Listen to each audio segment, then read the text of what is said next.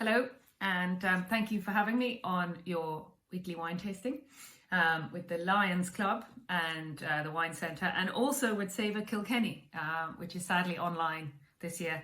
I'm very honoured to be asked to do a little tasting for you all, and I hope that it is of some use. My name is Harriet Tyndall, and I'm one of 409 Masters of Wine in the world. I have worked very hard for this title, but I love wine, so it wasn't that difficult. It took me 7 years in total to pass. I think the pass rate to become a Master of Wine is about 10%. I won't waffle on about it though.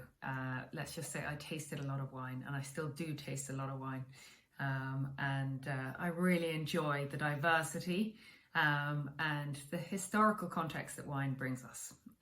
So today we're going to have a look at two wines from Zonato, who are a family business in the north of Italy, in Veneto.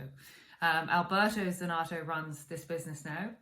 They have 95 hectares of vineyards, and they've been in Veneto making wines for 60 years, which is quite a considerable amount of time. We're going to try Pina Grigio, which is obviously a well-known grape variety, very popular on the Irish market. And also we're going to try Valpolicella Superiore, again, another favourite style on the Irish market. Both of them are perfect for these sort of cooler, more wintry evenings where you just want a wine that's not too complicated and tastes delicious. So we'll go into the tasting bit in a minute. But first of all, I would quite like to talk about the glasses that I'm using today. Obviously, I'm using Zalto glasses because they are a particular favourite of mine, and also our business imports them. But it's not just that. It does make a difference. If you have a glass that doesn't have the rim going in, you're going to lose a lot of the aromatics. They just disappear out of the glass. It's worth, even if you have sort of two different shaped wine glasses at home, try them with the same wine and see what the difference is. It's fascinating, and it can keep you busy for at least 5 minutes. So the Pina Grigio is obviously quite an acidic, very faintly aromatic wine. It doesn't have any big oak sort of expression or structure, so it needs quite a narrow glass in order to funnel all those aromatics into your nose and not waste any of them in the air. The Zonato Valpolicella is a lovely riper style with a little bit of oak, and it has a sort of ethereal kind of character that you really want to capture. So a glass with a wider bowl going to a narrow rim means that you allow the structure to escape, but then the aromatics get captured and pulled into your palate or your nose on tasting and smelling. I used to sort of get up in the morning and taste 6 or 7 wines blind, obviously spitting them all out, just to practice for my Master of Wine. So I did discover through that the nose is the most important part of tasting for me. It is just critical to your overall thoughts on the wine. So some people would rush because they want to taste the wine. They might be the end of a long week, probably is for you guys. So they might sort of rush into it and dive in and taste it. But if you actually smell it and then just think about it for a minute, it gives you another layer when you're evaluating the wine and enjoying a wine. And, if you want to take a few notes, it's useful because then you can go back in the future and go, what was that wine that I loved that was a little bit different? Or, how was that wine showing on that day? They don't have to be amazing notes. They can be on a tick system. But if you're into wine, it's a good way of keeping tally on what you've tasted and what you like and what you don't like.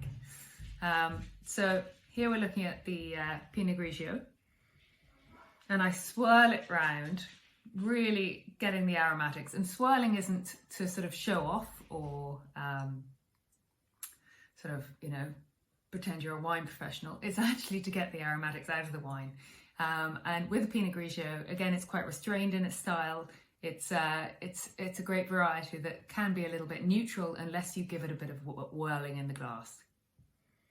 And this has that lovely kind of lemon, little bit of nectarine skin, some orange rind. It's really actually very expressive for a Pinot Grigio. Pinot Grigio does get a tough rap sometimes because it's overcropped, which means they produce too many grapes in the region because they make more wine out of it and they make more money out of it. But that also means the quality suffers because the lower the yield, i.e. the smaller amount that comes from each vine, the more concentrated the flavors. And in Zonato, they find it really important to make sure that the flavors are concentrated and you're getting a real representation of Pina Grigio from the area. So this has no oak. When we talk about oak, we're talking about oak barrels or oak chips or oak staves, but there's none of that. And they come across in a sort of spice vanilla-led way, but there's none of that on here. And this wine as well, because it's a sort of more strain style with no oak, you would want to chill it to sort of 8 to 10 degrees. If it's any warmer, it kind of loses its structure. Let's taste it.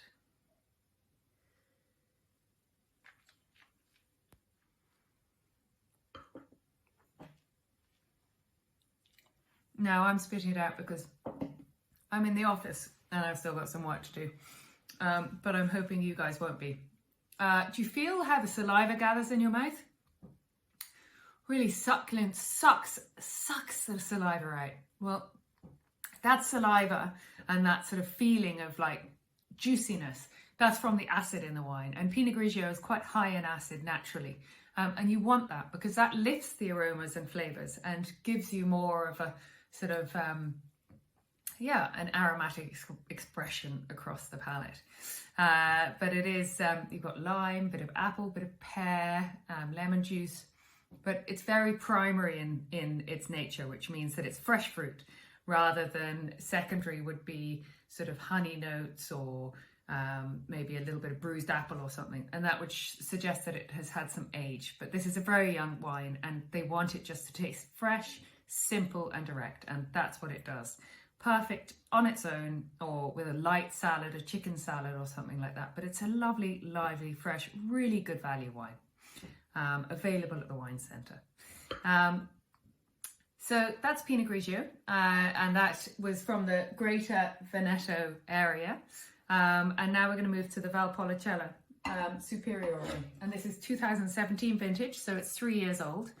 And people get confused with Italy because there are thousands of regions and there are thousands of grape varieties. I remember, and I still do, sort of when I see a region that I'm not sure of because you can't know everything. But Valpolicella is the region, and for the reds, the main grape variety are Corvina. I'm just checking the percentages here. 85%. It's 10% Rondinella. And then other wines in the area might have some Molinara. This one doesn't. But it does have some Corvione. And Corvione is seen as the real sort of quality grape that adds a bit of tension, a little bit of complexity to the blend. So good Valpolicellas will have a little bit of that. And it's got 5% of that. So Valpolicella Superiore means that it's from the Classico area. All Zonato's vineyards are from the Classico area. And the rule with Valpolicella, which is a DOC, which is a Denominazione de Origine Controllata, means that they have to use those grape varieties. They can't put Cabernet Sauvignon or Shiraz in it. They have to use these grape varieties to be a DOC wine, and it's controlled by a sort of Consejo, that would be the Spanish example, but a sort of regulatory body that makes sure that everyone is sticking to the rules. That's where Super Tuscans came from, actually, because Super Tuscans were wines from Tuscany that didn't want to make their wines just out of Sangiovese. They wanted to use Cabernet Sauvignon, Merlot, the international varieties, because they thought it had real potential in Tuscany. So they went outside the DOC or DOCG and went on their own to become IGTs, which is Indicazione Geografica Tipica, which basically means you can choose any variety and you just say where the wine is from. So that's where the word Super Tuscan came from, because they chose to go against the rules to make the best wines. So, you know, some people break the rules, some people don't, but we're tasting a Valpolicella within the rules. You know, the Italians, you never know what they're going to do next. So let's taste this. I hope you've got it in a big glass, because it deserves a big glass. I was going to use my tasting glasses, but I went for the big glass. So put your nose right in there. Oh, I've been swirling a little bit. I just, you know, it's got that kind of sort of tobacco, leather. It's very evocative.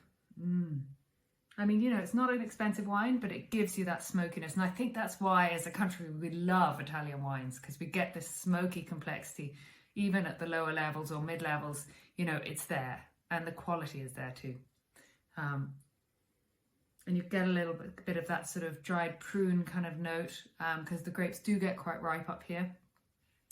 Let's taste it.